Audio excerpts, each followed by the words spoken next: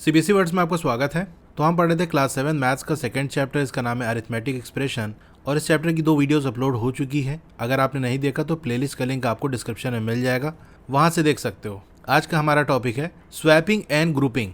चलिए एक सिंपल सा एक्सप्रेशन लेते हैं जहां पर 2 टर्म हो। एग्जाम्पल 6, मधु ड्रोन उड़ा रही है छत से। ड्रोन 6 मीटर ऊपर जाता है, फिर 4 मीटर नीचे आता है। आपको एक्सप्रेशन लिखना है to show how high the final position of the drone is from the terrace. तो ड्रोन की फाइनल पोजीशन क्या होगी छत से, इसको बताने के लिए आपको एक्सप्रेशन लिखना है। भाई सिंपल सी बात है, जैसे ये छत है 6 मीटर वो ऊपर गया, 4 मीटर नीचे आ गया, तो यहाँ कहीं पोजीशन होगी। इसकी वैल्यू कैसे निकलेगी, जो ऊपर गया 6 मीटर और 4 मीटर नीचे आया तो 4 मीटर हम माइनस कर देंगे तो आ जाएगा 2। यही यहाँ लिखा है कि ड्रोन कितना ऊपर होगा, 2 मीटर ऊपर होगा टेरेस से। तो 6 - 4 ये हमारा एक्सप्रेशन हो गया। सम ऑफ टर्म्स के फॉर्म में कैसे लिख सकते हैं, जहाँ जो अलग अलग टर्म है उनका सम हो रहा हो, तो 6 लिखेंगे, उसके बाद जो माइनस था उसको हम प्लस में बदल लेंगे। तो माइनस के बाद 4 लिखा था, अब क्योंकि हमने साइन चेंज कर दिया, माइनस से प्लस कर दिया, तो 4 का क्या हो जाएगा, इनवर्स हो जाएगा, यानी 4 का -4 हो जाएगा। तो 2 टर्म हमारे पास आ गए, एक 6 और -4। और इक्वल के दूसरे तरफ भी एक टर्म होगा जो कि एक वैल्यू है, यानी इसको सॉल्व करोगे तो क्या आएगा, 2 आएगा। क्या सम चेंज हो जाएगा अगर टर्म्स को हम स्वैप कर दें। स्वैप करना मतलब अदला बदली कर दें। जहाँ पर अभी 6 है वहाँ पर -4 आ जाए और जहाँ पर -4 है वहाँ 6 हो जाए, तो इधर उधर करने से क्या वैल्यू चेंज हो जाएगी। देखो -4 पहले आ गया, बाद में 6 आ गया। इसको भी अगर आप सॉल्व करोगे तो -4 + 6 आपको 2 ही मिलेगा। तो आपने देख लिया कि टर्म को अगर हम स्वैप कर रहे हैं, अदला बदली कर रहे हैं, इधर का उधर कर रहे हैं, तो वैल्यू चेंज नहीं हो रही है, आंसर वही मिल रहा है हमको। तो इस केस के अंदर वैल्यू चेंज नहीं हो रही है। We already know that swapping the term does not change the sum when both the terms are positive numbers. अब ये चीज़ तो हम पहले से ही जानते थे कि अगर दोनों ही टर्म हमारे पॉजिटिव हों तो उन टर्म्स की अगर स्वैपिंग कर दें तो सम की वैल्यू चेंज नहीं होगी। जैसे हमने लिखा 3 + 2 तो यहाँ से आएगा 5। अगर हम लिखे 2 + 3, 2 की जगह 3, 3 की जगह 2 कर दिए तो भी हमको 5 मिलेगा। ये तो हम पहले ही से जानते थे। यहाँ पर जो एग्जाम्पल दिया वहाँ से ये भी हमने देख लिया कि अगर एक पॉजिटिव नंबर लेते हैं और दूसरा एक निगेटिव नंबर लेते हैं तो इस केस में भी अगर हम टर्म्स को स्वैप कर देंगे तो भी वैल्यू हमको वही मिल रही है। Will this also hold when there are terms having negative numbers as well. अगर हम निगेटिव नंबर्स ले लें तो क्या उसके लिए भी सही रहेगा ये। कुछ एक्सप्रेशंस आप लो और चेक करो। तो चलिए हम 2 निगेटिव नंबर ले लेते हैं और यही अदला बदली करके स्वैपिंग करके देखते हैं कि क्या वैल्यू सेम आ रही है कि नहीं। जैसे हमने एक्सप्रेशन लिखा -3 + -2। देखो दोनों ही निगेटिव नंबर हम ले रहे हैं। सम ऑफ टर्म्स क्या हो जाएगा, एक टर्म है हमारे पास -3, इसको हमने ऐसे गोले में बंद कर दिया, प्लस दूसरा टर्म है हमारे पास -2, इसको एक गोले में बंद कर दिया। क्या वैल्यू आएगी, देखो 2 निगेटिव नंबर जब ऐड होते हैं तो नंबर ऐड हो जाता है और साइन माइनस का लगता है। तो नंबर है 3 और 2 तो हो जाएगा ये 5 और साइन माइनस का, तो आंसर आ गया -5। आफ्टर स्वैपिंग चलिए स्वैप कर देते हैं। -2 को हम पहले लिख देते हैं, प्लस -3 वाला जो टर्म है उसको बाद में लिख देते हैं। यहाँ से भी देखो दोनों नेगेटिव नंबर है, ऐड हो जाएगा नंबर सिंपल और माइनस का साइन आ जाएगा। 2 + 3 आपका 5 आ गया। तो देखो दोनों ही केस में हमको आंसर -5 मिला कि नहीं। तो यही हमको करने को कहा था। एक एक्सप्रेशन लिख दिया हमने, उसका सम ऑफ टर्म्स निकाल लिया, स्वैपिंग कर दी, वहाँ से भी हमने देखा कि आंसर सेम आ रहा है। तो ये जो पूछ रहा था कि निगेटिव नंबर्स के केस में भी ये चीज़ होल्ड करेगी, तो आंसर हो जाएगा यस, हाँ ये वर्क करेगी। Can you explain why this is happening using the token model of integers that we saw in class 6 textbooks of mathematics. तो क्या ये चीज़ आप टोकन मॉडल का यूज़ करके एक्सप्लेन कर सकते हो। तो पिछले टॉपिक में हमने टोकन मॉडल का यूज़ किया था कि बेसिकली हम ऐसे मान लेंगे जैसे कोई लिफ्ट है, उसमें एक प्लस की बटन है और एक माइनस की बटन है। एक बार प्लस वाली बटन दबाएंगे तो एक फ्लोर ऊपर चले जाएंगे, अगर माइनस वाली बटन दबाएंगे तो एक फ्लोर नीचे आ जाएंगे। तो टोकन मॉडल की बात हो रही है। यहाँ पर -3 वाला टर्म पहले लिख लेते हैं, -2 वाला टर्म बाद में लिख लेते हैं। -3 का मतलब 3 निगेटिव वाले टोकन 1 2 3, प्लस -2 का मतलब 2 निगेटिव वाले टोकन 1 2। अब बताओ टोटल निगेटिव टोकन कितने हो जाएंगे, 3 यहाँ 2 यहाँ, तो 5 निगेटिव टोकन हो गए कि नहीं। तो इसकी वैल्यू क्या हो जाएगी, -5। अब चलिए स्वैपिंग करते हैं, -2 वाला टर्म पहले, -3 वाला बाद में। तो -2 के लिए 2 निगेटिव टोकन बनाएंगे, प्लस -3 के लिए 3 निगेटिव टोकन बनाएंगे। तो इसकी वैल्यू क्या हो जाएगी, 2 निगेटिव यहाँ, 3 निगेटिव टोकन यहाँ, टोटल 5 निगेटिव टोकन हो जाएंगे। तो वैल्यू क्या आ जाएगी, -5। तो देखा टोकन मॉडल से भी हमने देखा कि दोनों जो टर्म है उसकी अगर हम स्वैपिंग कर रहे हैं तो आंसर हमको वही मिल रहा है, -5। तो इस क्वेश्चन का ये आंसर हो गया। आगे चलते हैं। तो हम फाइनली यहाँ से क्या कह सकते हैं कि अगर कोई एक्सप्रेशन है उसके अंदर 2 टर्म है swapping does not change the value, swapping से वैल्यू चेंज नहीं होती। हमने पहले लिखा टर्म 1 फिर प्लस किया टर्म 2, या फिर हम ऐसे कर लें टर्म 2 पहले लिख लें प्लस का साइन टर्म 1 लिख लें, दोनों की वैल्यू इक्वल आएगी। अब चलिए एक एक्सप्रेशन कंसीडर करते हैं जहाँ 3 टर्म्स हैं, -7 है, 10 है, -11 है। चलिए इन टर्म्स को हम ऐड करते हैं दो अलग अलग ऑर्डर्स में। ऑर्डर्स का मतलब जैसे 3 हमारे पास टर्म है ना, तो किसी दो को पहले हम ऐड कर लेंगे, फिर जो वैल्यू आएगी उसमें बचा हुआ जो टर्म है वो ऐड हो जाएगा। तो कौन दो पहले हम ऐड कर रहे हैं उन 3 में से, इससे ऑर्डर बदल जाएगा कि नहीं। जैसे यहाँ देखो एक टर्म हमारा -7 है, दूसरा 10 है। अब इसको एक और बड़े सर्किल के अंदर बंद कर लिया हमने। इसका मतलब ये दो जो टर्म है पहले इसको हम सॉल्व करेंगे, फिर जो वैल्यू आएगी उसमें ये जो तीसरा वाला टर्म है -11 वाला उसको ऐड कर लेंगे। तो इसकी वैल्यू कैसे निकलेगी, अभी सिर्फ ये रेड वाले जो सर्किल है इस पर फोकस करो, इसको सॉल्व करो। -7 + 10, एक नेगेटिव नंबर है एक पॉजिटिव नंबर है, तो क्या होगा नंबर का सब्सट्रैक्शन हो जाएगा, साइन बड़े का लगेगा। 7 और 10 में 10 बड़ा है, 10 तो पॉजिटिव है, यानी आंसर हमारा पॉजिटिव में आएगा। और नंबर की वैल्यू कैसे निकलेगी 10 - 7, तो आ गया 3। तो एक टर्म हमारा ये हो गया प्लस ये -11 वाला टर्म। अब इन दोनों को ऐड कर लो, तो यहाँ भी एक पॉजिटिव एक निगेटिव है, बड़ा वाला नंबर 11 उसके पहले माइनस का साइन, तो आंसर हमारा निगेटिव आएगा। 11 में से 3 चला गया तो आएगा 8। तो यहाँ पर हमने क्या किया, पहले जो दो टर्म थे उसको ऐड कर लिया, फिर इनका जो सम आया उसको थर्ड वाले टर्म से ऐड कर लिया, तो हमको -8 मिला। अब यहाँ पर क्या करेंगे, जो पहला वाला टर्म है उसको ऐसे ही छोड़ दिया हमने, जो सेकंड और थर्ड वाले टर्म थे उसको एक सर्किल में बंद कर लिया, यानी इन दोनों को पहले हम सॉल्व करेंगे। तो देखें क्या आंसर सेम आता है या डिफरेंट आता है। -7 वाला टर्म एज इट इज़ है, प्लस अब 10 और -11 इसको ऐड करना है, एक पॉजिटिव एक नेगेटिव, नंबर का सब्सट्रैक्शन हो जाएगा। 11 में से 10 गया तो बचेगा 1, 10 और 11 में 11 बड़ा है तो माइनस का साइन आएगा, बड़े वाले नंबर का साइन आता है, तो -1 आ गया। अब दो निगेटिव नंबर्स हैं, इनको ऐड करेंगे तो नंबर ऐड हो जाएगा, साइन माइनस का लगेगा। 7 + 1 8, तो यहाँ से भी आंसर हमारा -8 आ रहा है। तो आपने क्या देखा, दोनों ही केसेस के अंदर जो सम है वो सेम आ रहा है। Again we know that while adding positive numbers grouping them in any of the above 2 ways gives the same sum. देखो पॉजिटिव नंबर के केस में तो हम ये चीज़ जानते थे कि अगर 3 पॉजिटिव नंबर्स लिखे हैं तो कोई दो पहले ऐड कर लो, फिर जो बचे तीसरा ऐड कर लो, तो आंसर सेम आएगा। यहाँ हमने देख लिया कि अगर निगेटिव नंबर्स भी हों एक्सप्रेशन के अंदर तो भी ये चीज़ फॉलो हो रही है, यानी आंसर हमारा सेम आएगा। अब आपसे पूछ रहा है will this also hold when there are terms having negative numbers as well. अगर निगेटिव नंबर्स हों, कुछ और एग्जाम्पल लीजिए और चेक करिए। तो चलिए एक एग्जाम्पल लेते हैं जहाँ तीनों टर्म आपके निगेटिव हो और वहाँ देखते हैं क्या ये काम करता है कि नहीं। हम एक्सप्रेशन लिखते हैं -1 + -3 + -2। सम ऑफ टर्म्स निकालते हैं, तो पहला टर्म हमारा है -1, दूसरा टर्म है -3 और तीसरा टर्म है -2। अब फर्स्ट और सेकेंड टर्म को पहले सॉल्व करेंगे, तो इसको एक और ऐसे हम सर्किल में बंद कर लेंगे। करो सॉल्व, क्या आएगा, -1 और -3 दोनों निगेटिव नंबर्स हैं, नंबर ऐड हो जाएगा, साइन माइनस का आएगा, तो ये -4 हो गया, तो ये एक टर्म हो गया, प्लस -2 वाला टर्म हमारा बाहर था, तो अब ये दोनों मिल के क्या वैल्यू आएगी, दोनों निगेटिव नंबर हैं, नंबर ऐड हो जाएगा, साइन माइनस का लगेगा, तो आंसर आ गया -6। फिर आप लिखना sum of terms after grouping in different way. अब दूसरी तरीके से ग्रुपिंग करते हैं, फर्स्ट वाले टर्म को अलग रखेंगे, सेकंड और थर्ड वाले को एक ग्रुप में कर लेंगे। तो सेकंड थर्ड को हमने ये एक ग्रुप में कर लिया। -1 एज इट इज़ रहेगा, प्लस -3 और -2 को पहले सॉल्व कर लो, तो आएगा -5।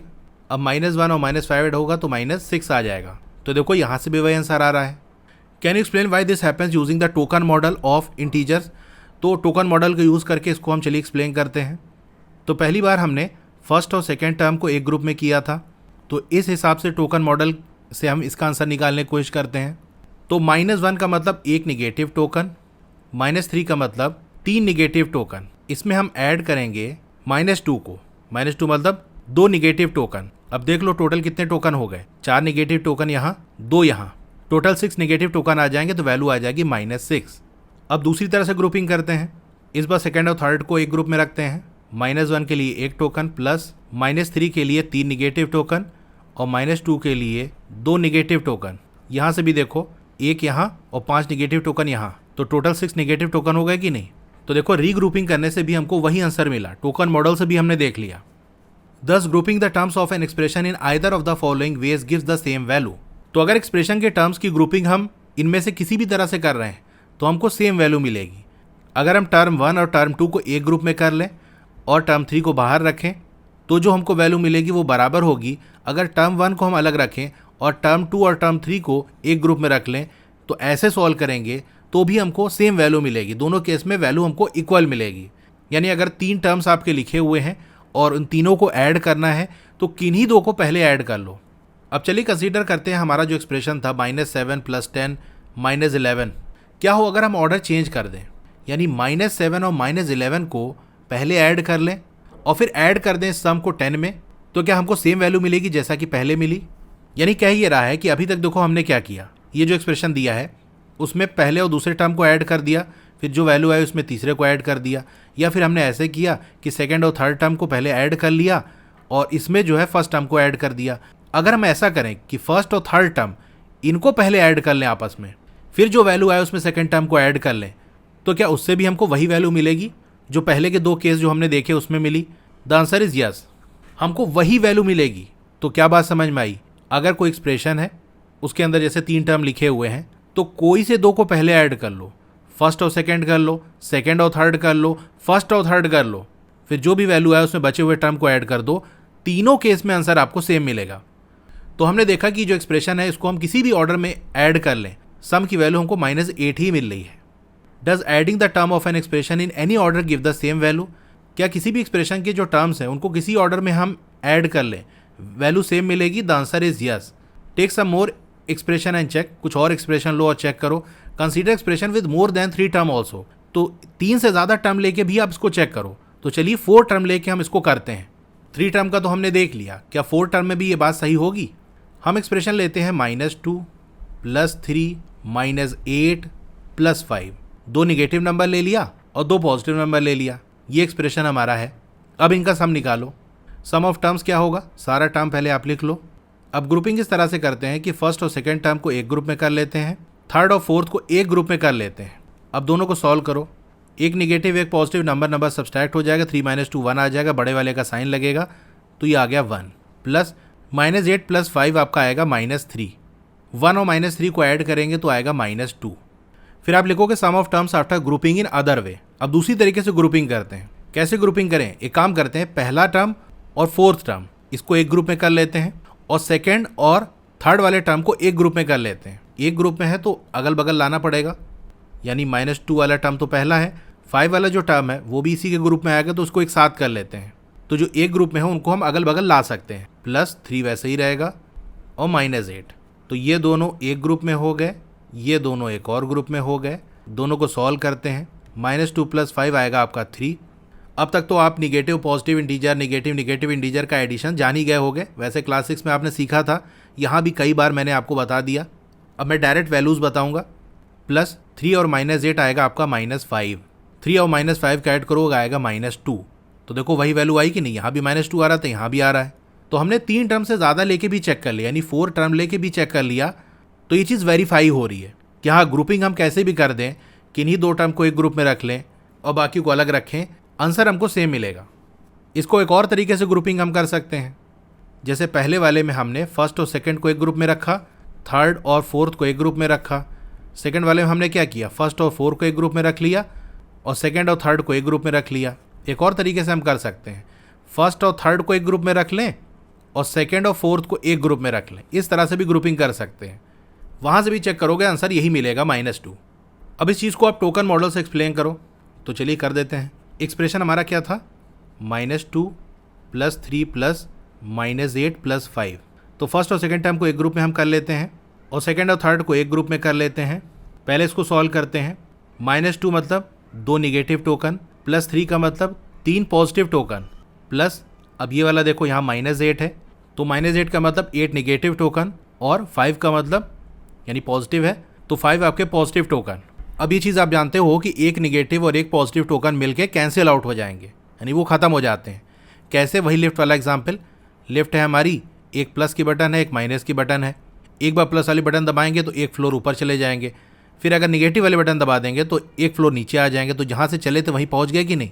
तो आपको ऐसे करना है, एक निगेटिव एक पॉजिटिव ये कैंसिल हो जाएगा, एक निगेटिव एक पॉजिटिव ये कैंसिल हो जाएगा, इसी तरह यहाँ पर भी एक निगेटिव एक पॉजिटिव कैंसिल हो जाएंगे। अब जितना बच गया वो देख लो, क्या बचा, यहाँ से एक पॉजिटिव बच गया और इधर 3 निगेटिव बच गया, तो ये हमने ऐसे लिख दिया। फिर यहाँ से देखो एक पॉजिटिव एक निगेटिव कट गया, कितने बचे, 2 निगेटिव टोकन बचे, दो निगेटिव मतलब वैल्यू आएगी -2।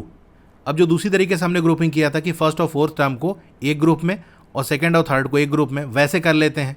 तो चलो पहले ग्रुप को सॉल्व करते हैं। -2 के लिए क्या लिखोगे, दो निगेटिव टोकन, 5 के लिए 5 पॉजिटिव है तो 5 पॉजिटिव टोकन हो गए, प्लस अब दूसरा ग्रुप में 3 है यानी 3 पॉजिटिव टोकन और -8 का मतलब 8 निगेटिव टोकन। एक माइनस पॉजिटिव कट गया, एक माइनस पॉजिटिव कट गया, यहाँ से तीनों हट गए तो इधर 3 पॉजिटिव टोकन बचे और इधर 5 निगेटिव टोकन बचे। फिर से देखो ये 3 कट जाएंगे और क्या बचेगा, 2 निगेटिव टोकन बचेगा तो वैल्यू आ गई -2। तो टोकन मेथड से भी हमने देख लिया कि दोनों केस के अंदर हमको आंसर -2 मिल रहा है। Thus the addition of terms in any order gives the same value. तो टर्म्स को किसी ऑर्डर में हम ऐड कर ले, वैल्यू हमको सेम मिलेगी। Therefore, in an expression having only additions, it does not matter in what order the terms are added. They all give the same value. तो ऐसा एक्सप्रेशन जहाँ पर सिर्फ एडिशन हो रहा है, वहाँ ये मैटर नहीं करता कि किस ऑर्डर में आप एडिशन कर रहे हो, किन दो टर्म को पहले ऐड कर रहे हो फिर बाद में बाकी को ऐड कर रहे हो, इससे फ़र्क नहीं पड़ता, वैल्यू आपको सेम मिलेगी। अब चलिए ऐसा एक्सप्रेशन कंसीडर करते हैं जहाँ पर मल्टीप्लिकेशन और डिवीजन भी हो रहा हो without the order of operations specified by the brackets. तो यहाँ ब्रैकेट नहीं लगा, बिना ब्रैकेट के ही एक्सप्रेशन हम लिखेंगे और वहाँ पर मल्टीप्लिकेशन और डिवीजन भी हो रहा होगा, उसके बारे में जानते हैं। The value of such expression are found by first evaluating the terms, once all the terms are evaluated they are added. तो ऐसे केस में जहाँ मल्टीप्लिकेशन या डिवीजन भी हो रहा हो तो हम क्या करेंगे, पहले टर्म की वैल्यू निकाल लेंगे, उसके बाद एडिशन करेंगे। यानी जैसे मैंने एक्सप्रेशन लिखा 3 + 2 × 5, तो यहाँ टर्म बताओ, एक टर्म आपका ये है, दूसरा टर्म ये है। अब क्योंकि यहाँ देखो मल्टीप्लिकेशन है तो इस टर्म की फाइनल वैल्यू नहीं आई है, 3 तो कंप्लीट है, इसमें आगे कुछ नहीं कर सकते। लेकिन ये जो दूसरा वाला टर्म है 2 × 5, इसको तो हम सॉल्व कर सकते हैं ना, इसकी वैल्यू निकाल सकते हैं कि नहीं। 2 × 5 = 10। तो यही कह रहा है पहले हम जो टर्म जहाँ पर मल्टीप्लिकेशन या डिवीजन हो रहा है उसको सॉल्व करके सिंपल एक नंबर ले आएंगे, एक सिंगल नंबर का टर्म बन जाएगा तो फिर टर्म का एडिशन करेंगे। For example the expression 30 + 5 × 4 is evaluated as follows. तो 30 + 5 × 4 है, 30 एक टर्म हो गया, 5 × 4 दूसरा टर्म हो गया। तो 30 तो एज इट इज़ है, कुछ नहीं करना, 5 × 4 इसको सॉल्व कर लो, यानी टर्म को सॉल्व करके एक सिंगल नंबर ले आओ। तो 5 × 4 = 20। तो अब देखो सिंगल नंबर का टर्म हो गया, 30 + 20 करोगे क्या आ जाएगा 50। अब इस एक्सप्रेशन को देखो 5 × और ब्रैकेट के अंदर 3 + 2 है, प्लस 78 + 3, यहाँ ब्रैकेट भी आ गया। इसको कैसे इवेल्युएट करेंगे, इसको आप ध्यान से समझना क्योंकि यहाँ पर ब्रैकेट भी इन्वॉल्व है। अब सिंपल सा आप क्या जानते हो कि प्लस के साइन से टर्म अलग हो जाता है। जैसे हमारा ये अगर लिखा है 3 + 2 तो 3 एक अलग टर्म हो गया और 2 एक अलग टर्म हो गया। लेकिन यहाँ पर सिंपल 3 + 2 नहीं लिखा, बल्कि ये पूरा एक ब्रैकेट के अंदर बंद है। तो जब ब्रैकेट के अंदर कोई चीज़ बंद हो जाती है और उस पूरे के साथ कोई ऑपरेशन हो रहा होता है, जैसे देखो 5 मल्टीप्लाई हो रहा है, 3 से नहीं मल्टीप्लाई हो रहा है, बल्कि 3 + 2 ये जो पूरा है इस पूरे से मल्टीप्लाई हो रहा है। तो ऐसे केस में जहाँ पर एडिशन तो हो रहा है लेकिन उसको पूरा ब्रैकेट बंद कर दे रहे हैं, तो उस केस में उसको टर्म में हम अलग नहीं करते, यानी फिर वो पूरा का पूरा किसी से मल्टीप्लाई हो रहा है। तो ये पूरे को आपको एक यूनिट मानना है, इसके प्लस का साइन को आपको ध्यान नहीं देना कि 3 और 2 को आप अलग टर्म कर दो। तो जब इस पूरे को एक यूनिट आप मानोगे तो ये पूरा का पूरा मल्टीप्लाई हो रहा है 5 से, तो बीच में मल्टीप्लाई का साइन है, इसका मतलब ये पूरा का पूरा एक टर्म कहलाएगा। बात को समझ रहे हो कि नहीं। अगर ऐसे लिखा होता 5 × 3 + 2 तो हम क्या कहते कि भैया बीच में प्लस का साइन है तो ये पूरा एक टर्म हो गया और 2 एक अलग टर्म हो गया क्योंकि प्लस का साइन आ गया। लेकिन ब्रैकेट ने चीज़ बदल दी, यहाँ ब्रैकेट लगने का मतलब ये पूरा का पूरा 5 से मल्टीप्लाई हो रहा है, तो ये प्लस का साइन बीच वाला हम नहीं देखेंगे कि इसको देख के टर्म अलग कर दें। हम सिंपल देखेंगे कि 5 है और ये एक पूरा चीज़ लिखा हुआ है, बीच में मल्टीप्लाई का साइन है, तो मल्टीप्लाई के साइन से तो टर्म अलग होता नहीं, यानी 5 × ये ब्रैकेट के अंदर 3 + 2 जो लिखा है ये पूरा का पूरा एक टर्म होगा। तो ये पॉइंट आप याद रखना, जब ब्रैकेट आता है तो ये एडिशनल चीज़ें भी हमको अप्लाई करनी होती है। तो 5 × ब्रैकेट के अंदर 3 + 2 ये पूरा एक टर्म हो गया, प्लस यहाँ पर आई थिंक कुछ गड़बड़ है, बेसिकली ये 7 8 नहीं होगा, 7 × 8 होना चाहिए, यहाँ भी मल्टीप्लाई का साइन होना चाहिए क्योंकि देखो यहाँ 7 × 8 लिख रहा है। ठीक है, तो ये करेक्शन आप कर लेना, 7 × 8 ये एक टर्म हो जाएगा, प्लस 3 ये एक टर्म हो जाएगा, तो 3 टर्म यहाँ पर है। इसको सॉल्व कैसे करेंगे, पहले वही चीज़ जो हमने सीखी थी कि ब्रैकेट वाले को सॉल्व कर लो, जहाँ ब्रैकेट दिखा उसके अंदर जो चीज़ें हैं उसको सॉल्व कर लो। तो ब्रैकेट के अंदर 3 + 2 है तो पहले 3 + 2 को हम इवेल्युएट कर लेंगे, फिर ये जो सम आ जाएगा यानी 3 + 2 कर दिया तो आपने ये 5 आ गया। तो अब हमारे पास क्या हो जाएगा, 5 × 5 लिख सकते हैं। तो ये एक टर्म है। तो फिर 5 और 5 को जब आपस में मल्टीप्लाई करोगे तो पहले टर्म की वैल्यू आ जाएगी 25। 3 + 2 किया 5 आ गया, ये 5 से मल्टीप्लाई होगा तो 25 आ जाएगा। तो ये जो पूरा का पूरा देख रहे हो पहला टर्म, इसकी वैल्यू आ गई 25। सेकेंड टर्म क्या है हमारा, 7 × 8, तो इसकी वैल्यू निकालोगा आएगी 56। 3 तो ऐसा ही है, तो पहला टर्म की वैल्यू आई 25, फिर दूसरे टर्म को हमने सॉल्व किया, 7 × 8 आया 56, तीसरा टर्म हमारा 3। अब इन तीनों को आप ऐड करो, आ जाएगा 84। ठीक है, तो इस तरह से काम करना है कि अगर टर्म्स के अंदर भी मल्टीप्लिकेशन हो रहा है या डिवीजन हो रहा है तो पहले सॉल्व करके एक सिंगल नंबर ले आओ, फिर उसके बाद एडिशन करेंगे। Manasa is adding a long list of numbers, it took her 5 minutes to add them all and she got the answer 11749। तो मनासा के पास एक लंबी सी लिस्ट है नंबर्स की, उसको 5 मिनट लगे सारे ही नंबर को ऐड करने में और उसका आंसर आया 11749। फिर उसको रियलाइज हुआ, एहसास हुआ, she had forgotten to include the 4th number. कह रहे मैंने तो 4th नंबर ऐड ही नहीं किया जो कि था 9055। Does she have to start all over again, तो क्या उसको फिर से एडिशन करना पड़ेगा? कह रहे एक नंबर तो जोड़ना भूल गए, तो चलो फिर से सारे नंबर को ऐड करते हैं। तो क्या ऐसा करना पड़ेगा? The answer is no. देखो जो भी टोटल आंसर आया उसमें जो नंबर छूट गया उनको ऐड कर लो तो आंसर आपका सही हो जाएगा। अब जैसे मान लो 10, 5 और 20 ये 3 नंबर थे, इनको हमको ऐड करना था। अब किसी ने क्या किया, इस 5 को नहीं जोड़ा, गलती कर दी उसने, तो 10 और 20 को जोड़ के आ गया 30। बाद में एहसास हुआ अरे 5 तो रह गया, अब क्या करें? तो क्या फिर से उसको पूरा एडिशन करना पड़ेगा? नहीं, जो नंबर भूल गया था, कौन सा नंबर भूल गया था? 5 भूल गया था ना, तो ये जो टोटल आया 30, इसी में 5 ऐड कर दो तो आ जाएगा 35। तो अगर पूरा फिर से ऐड करोगे तो भी आपको 35 मिलेगा और ऐसे भी 35 मिलेगा। ठीक है, तो समझ गए। अगर मान लो एडिशन में कोई चीज़ छूट जा रही है तो उसको हटा के जो वैल्यू आई है वो और जो नंबर छूट गया है उसको ऐड कर दो तो आंसर आपको फाइनल मिल जाएगा। जैसे इसने यहाँ तक ये जोड़ा था और 9055 रह गया था, तो इन दोनों को ऐड कर दो तो टोटल जो नंबर का एडिशन है वो आ जाएगा। In mathematics we use the phrase commutative property of addition instead of saying swapping terms does not change the sum. तो ये जो हमने देखा था कि अगर हम टर्म्स को स्वैप करें, इधर उधर कर दें, तो उससे सम चेंज नहीं होता, वैल्यू सेम आती है। इस प्रॉपर्टी को हम मैथमेटिक्स में कहते हैं कम्यूटेटिव प्रॉपर्टी। एडिशन की बात कर रहे हैं तो हम कहेंगे कम्यूटेटिव प्रॉपर्टी ऑफ एडिशन। तो अगर आपसे पूछ लिया जाए what is commutative property of addition, तो आप बताना कि अगर कोई एक्सप्रेशन लिखा है उसमें टर्म्स को इधर उधर करने से सम की वैल्यू चेंज नहीं होती। एग्जाम्पल ऐसे लिख देना कि अगर मैंने लिखा 5 + 2, इससे भी हमको 7 आंसर मिलेगा। अगर हम लिखेंगे 2 + 5 तो इससे भी हमको 7 आंसर मिलेगा। कम्यूटेटिव प्रॉपर्टी ये कहती है टर्म का ऑर्डर इधर उधर कर देने से वैल्यू चेंज नहीं होती। इसी तरीके से grouping does not change the sum, हमने ये देखा था ना कि 3 या 3 से ज़्यादा टर्म हो किसी एक्सप्रेशन में तो किन्हीं 2 को एक ग्रुप में कर लो, बाकी को दूसरे ग्रुप में कर लो, तो इससे सम की वैल्यू चेंज नहीं होती।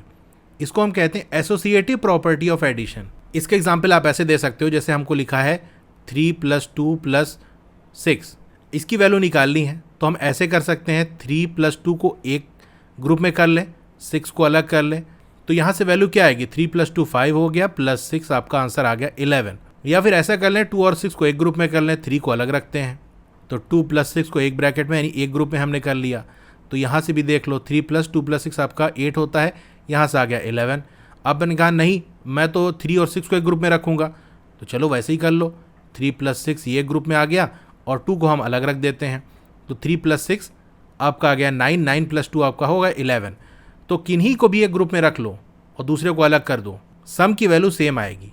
इसी प्रॉपर्टी को हम कहते हैं associative property of addition. Swapping the order of things in everyday life. अब रोज़ाना की ज़िंदगी में भी हम स्वैपिंग करते हैं। मनासा को बाहर खेलने जाना था, उसकी माँ ने कहा wear your hat and shoes, अपनी हैट और शूज़ पहन लो। अब आप बताओ क्या चीज़ वो पहले पहने, क्या वो पहले हैट पहने और उसके बाद शूज़ पहने, या फिर उसको पहले शूज़ पहनने चाहिए फिर हैट लगाना चाहिए। अब कोई चीज़ भी पहले पहन ले वो दिखेगी दूसरी तरीके से दोनों ही केस के अंदर। एक बार उसने हैट और शूज़ दोनों पहन लिए तो वैसे ही दिखेगी, फ़र्क थोड़ी ना पड़ेगा कि पहले उसने हैट पहना था कि शूज़ पहना था। अब एक दूसरी सिचुएशन को इमेजिन करो, मनासा की मदर ने कहा कि अपने मोज़े और जूते पहन लो। अब यहाँ पर ऑर्डर मैटर करेगा, उसको पहले मोज़े पहनने चाहिए फिर जूता पहनना चाहिए, ये है तरीका। अगर वो पहले जूता पहनेगी फिर मोज़ा पहनेगी तो वो अनकंफर्टेबल फील करेगी और अलग भी दिखेगी। भाई अगर आप पहले मोज़ा पहनोगे फिर जूता पहनोगे तो मोज़ा अंदर हो गया जूता बाहर। अगर इसका उल्टा कर दिया, पहले जूता पहन लिया अब उस जूते के ऊपर मोज़ा पहन लो तो अलग दिखोगे कि नहीं।